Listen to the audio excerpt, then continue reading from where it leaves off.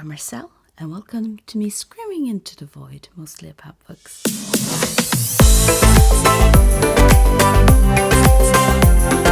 I am doing a project about reading a book from each country of the world, and for Nepal, I am reading Karnali Blues by Buddhisagar and translated by Michael Hutt. And this book is based on what I've been told, one of the more famous books from Nepal.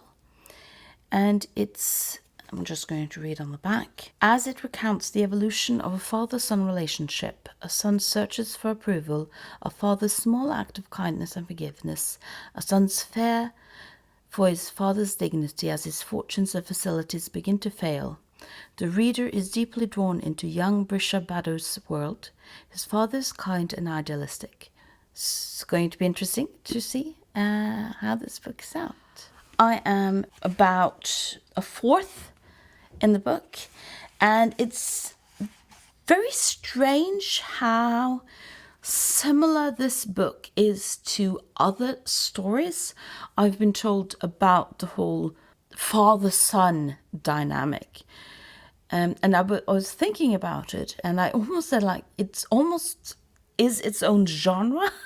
The whole, the father is sick and ailing or dead, and the son is both reflecting on his childhood as well as his relationship with his father and how those two interact. Because this book changes between the story of Nur Buddhisagar is a child and present day when the father is in hospital, and we don't know why quite yet, but he's in hospital, and the son is there to try and help his father.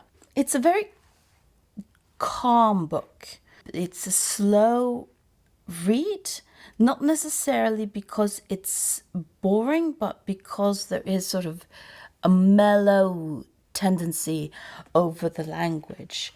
There is no hurry. There is no huge dramatics, even if dramatic things happen. So he's talking about how a girl who grew up next to them, who became almost like a sister in the family because her family was abusive. It talks about his childhood friend who had a withered leg, and how they sort of do things that apparently all 8-year-old boys do, no matter if they are in British Virgin Islands, Sweden, or Nepal. And if you don't understand that reference, I would suggest that you watch my video about the books from British Virgin Islands, where I talk a little bit about the universality of 8-year-old boys. So that there are this is very clearly about a lived life, and a form of reflection on your life when dealing with a parent's illness and death. And was it a good life or wasn't a bad life? And of course we have quite more reflection about that. And I started to think that because it reads very clearly as the sort of father-son dynamic that, as I stated, almost is its own subgenre.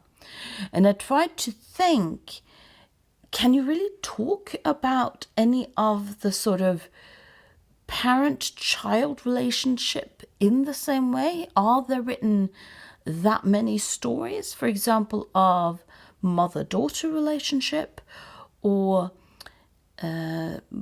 mother-son, father-daughter relationship?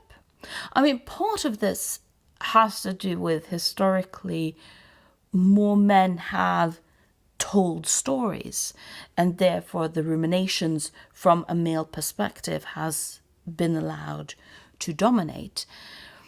And I absolutely know a lot of stories that sort of talk about especially mother-daughter relationship, and they're coming more and more now that more and more women become storytellers. But I tried to think, and I'm interested to know what you think about that aspect, because to me the father-son sort of journey and genre, they're so similar in a way. And it would be interesting to hear what you think about books center around other type of relationships. Are they that similar? Or do you think that I am misreading and mispresenting the father-son story? I have to admit, I absolutely love this book.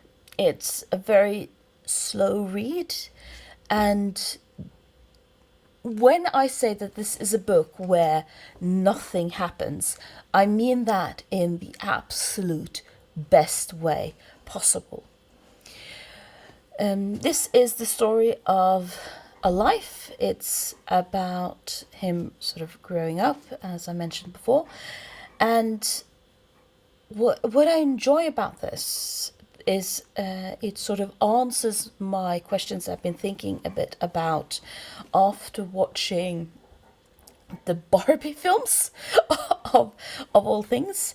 And Barbie, Greta Gerwig's Barbie film is a film about Barbie having an existential crisis. One of the things that is mentioned in the Barbie film, but not really delved in as much as I sort of had hoped that they would, but then again, how could they without harming the brand, is that when you live in a world where the sky's the limit, you can become anything and everything is possible. An okay life, which is a life most of us are going to lead, then seems almost like a letdown. So the fact that you have a partner you love, but who isn't a rock star, isn't a president, you're going to have a job that you are going to enjoy most times, but not always. And in most of our lives, we are going to have a handful of really bad experience, hopefully twice the amount of wonderful experience. But the majority of our lives are going to be okay. And that is in what we are considering a good life. The majority of the time we exist on this earth is just going to be okay, and that is what we consider a win. And what I really enjoy with Karnali Blues is that it highlights the good life by showcasing a life that is, for the most part, okay. They have some tragic happenings, they have some wonderful happenings, but most of the time it's just the everyday okay life. And then it's set in, of course, a country that is going through political turmoils, are going through changes, as all countries go through changes, and they feel sort of some catastrophes, what happens when we age and the consequences of aging. And I'm not saying that the things that happen are sort of insignificant. They absolutely are. And they have lasting consequences. But there is no huge things at stake. This isn't about overcoming the system. This isn't about critiquing an unfair, just world. This isn't about surviving in violence, whether that be domestic or national. It is a life about an okay life. And I absolutely adore the book for that. It's a very slow read because it almost gets this meditative perspective on it, simply because while things are constantly happening, it's still no huge up and down. There are no huge arcs in this book. The boy asks for a bike from his father. The father says, when he gets this age, you'll get a bike. He gets the bike, and the first day he has the bike, he crashes the bike because he's because he is a naive, stupid kid and doesn't think, and then he sort of has to hurry and fix the bike before the dad realizes that he ruined the bike that he has been nagging his father of receiving. Not necessarily because there's going to be huge consequences, just because, oh, my father is going to be disappointed in me because I was a dumbass. And that's sort of the feel that you have throughout the majority of the book. Yes, you have floods, they have to move, people die, but that is also a consequence of life. These things happen in life, and they don't really have a huge impact on people in this little family. By the ending, you have two parallel stories going on in the book. One is the present day, where the father is sick and in hospital, and the other is the building novel, the son reminiscing about his childhood and upbringing. And by the end of the book, I was in tears. Not because it was sad, even though it was sad, but because it's life. And I think that means the book hit completely different. I live a very comfortable life. I am very protected in the sense that I don't have huge amount of things to overcome. I didn't have violent parents. I don't live in a country of war. But life is death. Life is mishaps.